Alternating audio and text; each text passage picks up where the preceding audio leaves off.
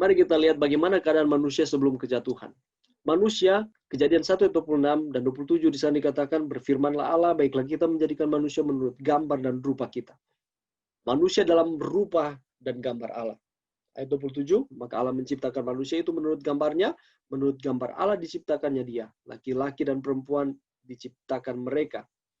Dan manusia ini sebagai wakil Allah di bumi sebelum kejatuhan ini. Kejadian 1 ayat 28 sampai 30, Allah memberkati mereka, lalu Allah berfirman kepada mereka, beranak cuculah dan bertambah banyak, penuhilah bumi dan taklukkanlah itu, berkuasalah atas ikan-ikan di laut, dan burung-burung di udara, dan atas segala binatang yang merayap di bumi. Berfirmanlah Allah, lihatlah aku memberikan kepadamu segala tumbuh-tumbuhan yang berbiji di seluruh bumi dan segala pohon-pohonan yang buahnya berbiji. Itulah yang akan menjadi makananmu. Tetapi kepada segala binatang di bumi dan segala burung di udara dan segala yang merayap di bumi yang bernyawa, kuberikan segala tumbuh-tumbuhan hijau menjadi makanannya. Dan jadilah demikian wakil Allah di bumi. Adam dan Hawa pada waktu itu sebelum jatuh di dalam dosa. Sana dikatakan bahwa Allah memberkati mereka. Allah berfirman, beranak cuculah dan bertambah banyak, penuhilah bumi, dan apa katanya? Taklukkanlah itu. Berkuasa atas ikan-ikan di laut dan burung-burung di udara, dan manusia yang menjadi perwakilan Allah memegang kendali di dalam Taman Eden tersebut. Mereka mengusahakan, mereka merawat akan taman tersebut. Oke, Pengkhotbah 7:29 di sana dikatakan bahwa Allah telah menjadikan manusia yang jujur. Jadi pada awalnya manusia itu adalah manusia yang jujur. Ketika jatuh ke dalam dosa, terkontaminasi dengan dosa, sehingga manusia itu menjadi tidak jujur, baik di dalam kehidupan secara pribadi maupun di dalam pekerjaan. Kita perhatikan bahwa banyak orang yang saat ini di balik jeruji besi oleh karena apa? Mempraktekkan kehidupan yang tidak jujur, korupsi, dan lain sebagainya. Banyak hal-hal yang dilakukan yang tidak jujur sehingga Allah tidak berkenan oleh karena perbuatan-perbuatan yang dia lakukan oleh manusia ketika sudah jatuh ke dalam dosa. Dan apalagi, sebelum manusia jatuh ke dalam dosa, mereka memiliki pengetahuan yang benar mengenai siapa Allah itu. Kalau pada saat ini kita sudah dikaburkan, seringkali kita bertanya-tanya, siapa Allah? Di manakah Allah ketika saya menghadapi masalah? Mengapa Allah melakukan hal seperti ini? Dan pada akhirnya kita memutuskan untuk tidak mempercayai akan Tuhan. Ada banyak hal-hal yang saat ini bermunculan yang berhubungan dengan siapa Allah itu. Oleh karena kita sudah dikaburkan, pengetahuan saya atau pengetahuan kita semua ini sudah dikaburkan. Oleh karena saya ini adalah orang berdosa, sudah melakukan kesalahan. Tetapi keadaan manusia sebelum jatuh ke dalam dosa, mereka memiliki pengetahuan yang benar tentang siapa Allah itu. Akibat kejatuhan dalam dosa. Kejadian 3 ayat 11 dan 12, saya dikatakan bahwa firman-Nya, siapakah yang memberitahukan kepadamu bahwa engkau telanjang? Apakah engkau makan dari buah pohon yang kularang engkau makan itu? Jadi ini pertanyaan dari Allah. Kalau kita perhatikan di dalam Kejadian pasal 3, di sana menceritakan bagaimana sampai manusia jatuh ke dalam dosa.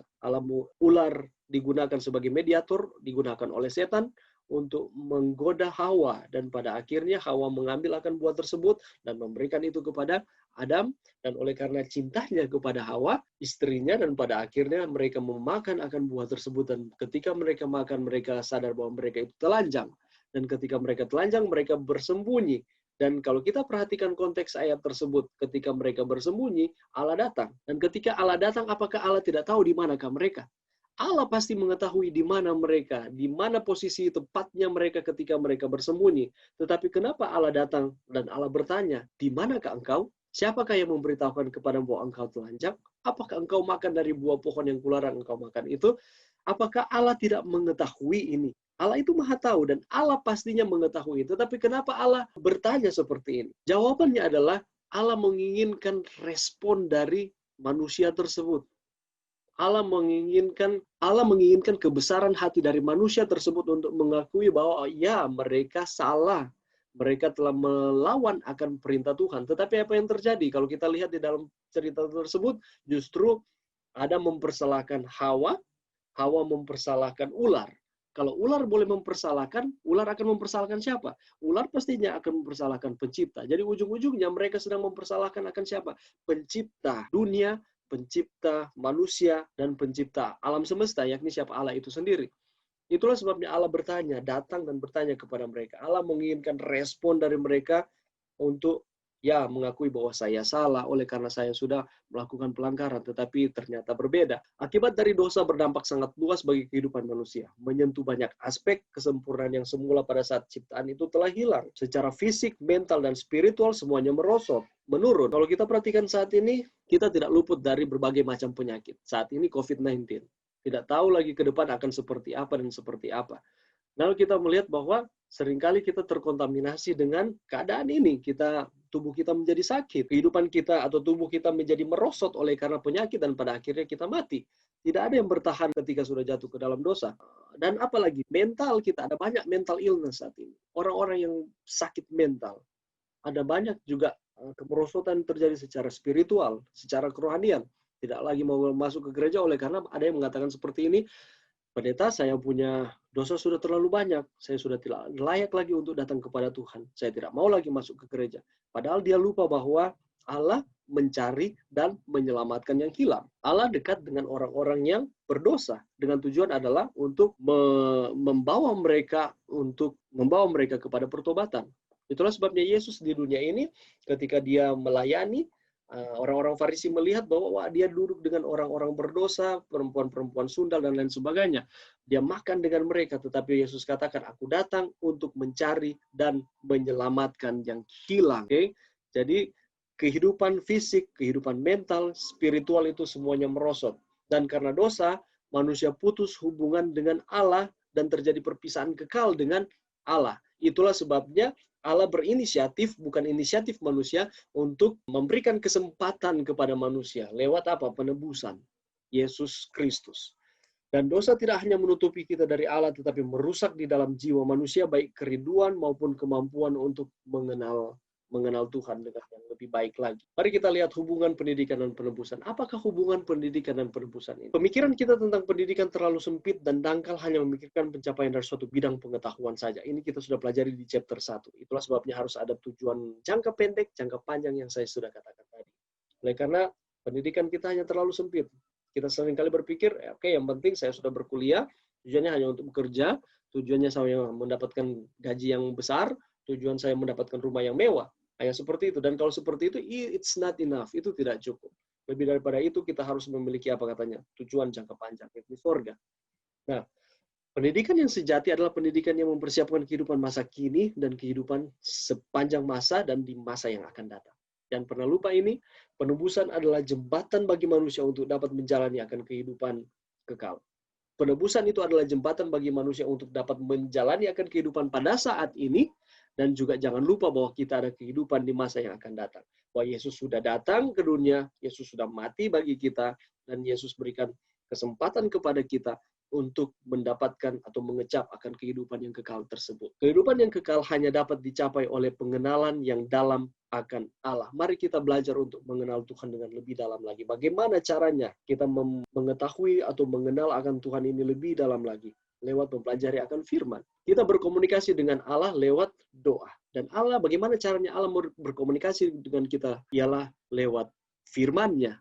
Apakah firman-Nya? Ialah Alkitab. Atau ada denominasi yang lain di sini, ada agama-agama yang lain, mungkin buku kitab suci di dalam agama masing-masing. Belajar untuk mencari Tuhan, belajar untuk mengenal Tuhan lebih dalam di dalam mempelajari akan firman-Nya. Kolose 2 ayat 3, Allah adalah sumber hikmat dan kebenaran, dan Allah akan memampukan kita untuk terus setia kepada Tuhan. Allah akan memampukan kita untuk terus mengerti bahwa Allah memberikan solusi. Allah memberikan sarana kepada kita, sehingga ataupun Allah memberikan kesempatan kepada kita, sehingga kita dapat mengecap akan keberhasilan baik di dunia ini dan dapat dipersiapkan di dalam kerajaan surga. Lewat apa? Lewat penebusan yang Yesus sudah buat. Dalam pengertian tertinggi, pekerjaan pendidikan dan pekerjaan penebusan adalah satu. Oke? Karena dalam pendidikan, sebagaimana dalam penebusan, tidak ada seorang pun yang dapat meletakkan dasar lain daripada dasar yang telah diletakkan, yaitu Yesus Kristus. Karena seluruh kepenuhan Allah berkenan diam di dalam Dia. 1 Korintus 3:11 dan Kolose 1:19. Jadi kalau kita bertanya, apakah hubungan antara pendidikan dan penebusan? Hubungan pendidikan dan penebusan ini sangat berkaitan erat. Hubungan pendidikan penebusan ini sangat penting di dalam kehidupan kita. Kenapa? Karena di sini dikatakan bahwa dalam pengertian tertinggi pekerjaan pendidikan dan pekerjaan penebusan adalah satu. Siapa itu? Yesus Kristus itu sendiri. Karena dalam pendidikan, sebagaimana dalam penebusan, tidak ada seorang pun yang dapat meletakkan dasar yang lain kecuali siapa katanya?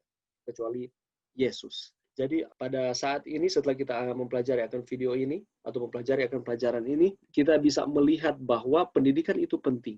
Pendidikan itu sangat krusial di dalam kehidupan kita oleh karena semakin tinggi pendidikan yang kita kecap atau pendidikan yang kita terima, maka seharusnya semakin kita mengenal Tuhan. Dan penebusan yang diberikan oleh Yesus itu nilainya tidak ternilai atau harganya itu tidak ternilai oleh karena kita yang tadinya adalah manusia yang harus dihukum mati, kita adalah manusia yang harus dibinasakan oleh karena perbuatan-perbuatan dosa kita, tidak ada yang benar di dalam diri manusia, itu Rasul Paulus katakan. Pada akhirnya Yesus mati dan Yesus memberikan jalan, yakni kesempatan kepada kita untuk mendapatkan akan kehidupan yang kekal. Lalu kita sudah mempelajari di sini hubungan pendidikan dan penebusan sangat berhubungan oleh karena yang melakukannya adalah siapa? Yesus itu sendiri. Ini merupakan pelajaran di chapter yang kedua ini. Terima kasih, Tuhan memberkati.